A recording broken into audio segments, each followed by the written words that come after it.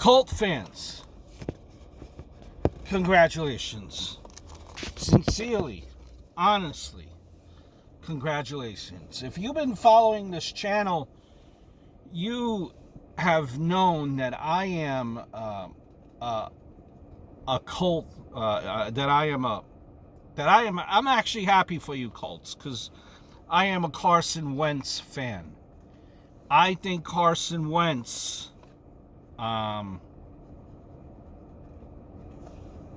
has been wronged, and Carson Wentz is a good quarterback, and that will show you guys how good of a quarterback he is.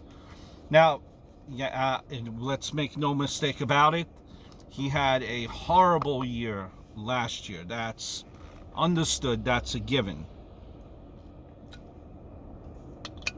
But I think, unfortunately, and I think the saving, unfortunately, where I think it all went done, where it was donezo and where it was over with Carson Wentz, with Philly. Looking back on it, you could probably say the beginning of the end was actually when they had that in that Super Bowl play, Philly special. That was the end of Carson Wentz and the Eagles. And from that time, I think there has been, mentally it was hard to recover from a guy that was leading this team on a rampage and then gets injured and then sees someone take over his team and leads them to a Super Bowl, Philly special. Heck, they pretty much erected a statue over there in Lincoln Field for this guy in Nick Foles. And thank goodness that he was not traded to the Bears, and because Nick Foles is there with the Bears, that would not be a good thing for Carson Wentz. And I think, playing in Indy, it's similar to North Dakota. The bright lights of Philly, a bigger market, won't be shining in on Carson Wentz. A big market like Philly, and I've been up and down in Philly, and I'm there. It's like a secondary home. Believe me, Philly and New York's, the sports markets, they're insane. Sports talk markets are insane. They will dissect and dissect and dissect and bury you, and it's just without end, as if as if there's no tomorrow, because that's what New York and unfortunately Philly and these bigger markets, that's what they like to do. So this gives Carson Wentz a chance to breathe and a chance to take a step back, go somewhere that's not exactly Dakota, but close to it, and kind of fly under the radar and rebuild his career, which I know he could. And you're working with Frank Reich, a guy who Carson Wentz had his best year offensively with Frank. And this team is in place. This team is in place. Now, granted, I think you need a left tackle.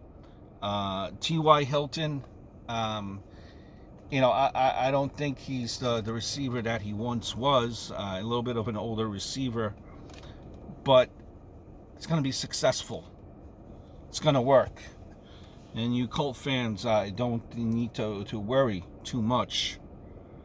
And Philly fans, I was listening to Philly Sports Talk there, the power of Alexa, and they were up in arms. They were irate about this trade, and I think you guys, Colt fans, with your GM, got the better of the steal. Low risk, potential, high reward. You gave up nothing to get a pretty solid, still young, a 28-year-old quarterback. If he fails, then you lost a third and a second round, potential first pick, right? Not bad considering he was in MVP considerations. MVP considerations less than 3 years ago. Not to mention the Rams just traded for Matt Stafford for 2 first-round picks and an additional third-round pick. You're only paying Wentz, and I say only like it's no big deal, but you're only considering the contract. You're only paying him $23 million a year for the next 3 to 4 years. You just paid a 38 to 39-year-old Phil Rivers $25 million and Brissett $15 million. It's a steal.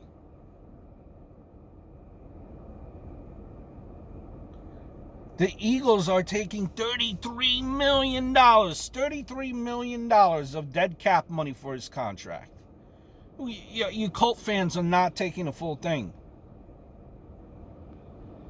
His contract is going to cost less per year than Phil Rivers' contract was. I'd say he's worth at least $23 million a year, and he's far more upside than slow, immobile Rivers.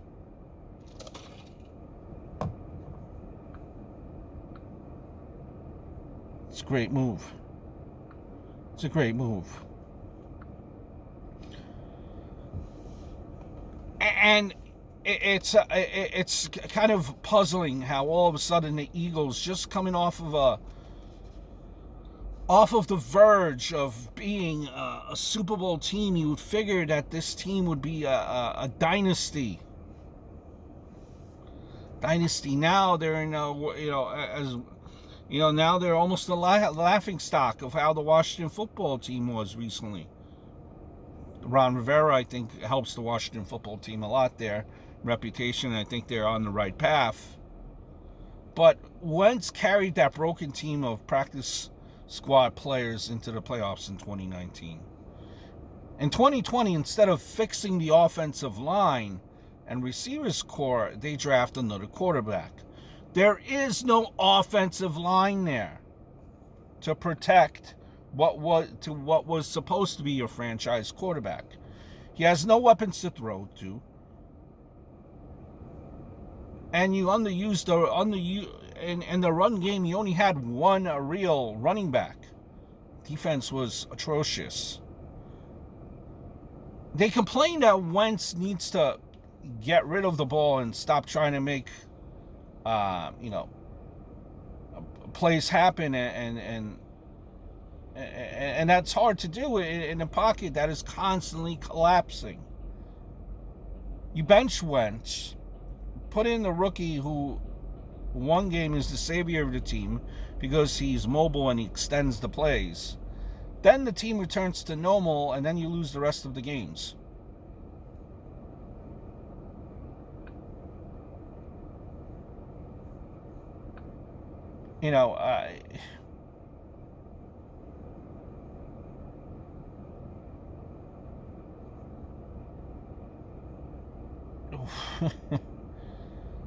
This is going to be a case where I think, and